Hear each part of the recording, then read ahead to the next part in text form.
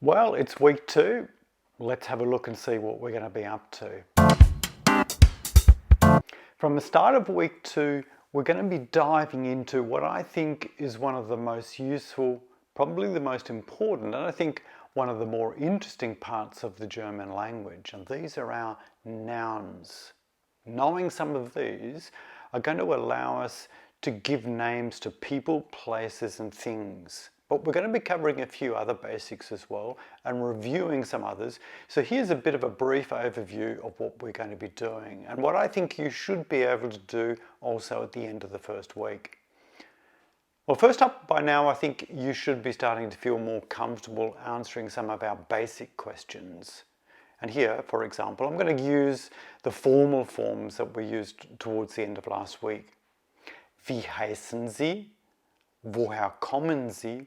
Was studieren Sie? Und wo wohnen Sie? Well, also last week we worked on the alphabet. Now remember to keep practicing this. There are audio recordings linked in the textbook and in Milo, so spend a couple of minutes every few days or so and it will really make a big difference when it comes to your pronunciation. Now this week we're also going to start learning some more of the basics that you'll be able to start to work on over the next couple of weeks. And firstly, we're going to touch on the numbers. Concentrate on counting from, say, 1 to 20 and then learn those numbers that you're going to need to be able to talk about yourself, to give your age, your phone number, your address, your postcode, that sort of thing. And I think that would be a really good goal to set yourself for the week. And then we're going to learn some colours. Now these are going to be useful as well because they will help us to be able to describe the nouns that we're going to learn, the things that we see. By the end of the week, see if you can recall some of the more basic colours and how to say what colour something is.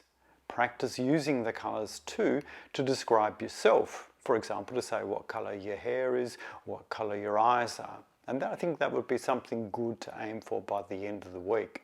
Now you'll have seen that this week's chapter is called Dinge, which means things in German. So this is what we're going to be doing this week. We're going to be looking at the names for things in German. So we're going to look closely at nouns, but also introduce the really important idea of these things, these nouns, as having gender. So make sure that you find out about the articles that give us that information we need about the gender of the things. In the textbook, I list some of the more common nouns, but I really don't expect you to remember them all. Work on learning some of the ones that you think are going to be most important, most useful to you straight away. Remember that any assessment is open book. So although it will be good to learn some of the vocab, your mark is not dependent on your memory. And by the end of the week, we want to be able to name some of the common things that we often see and use.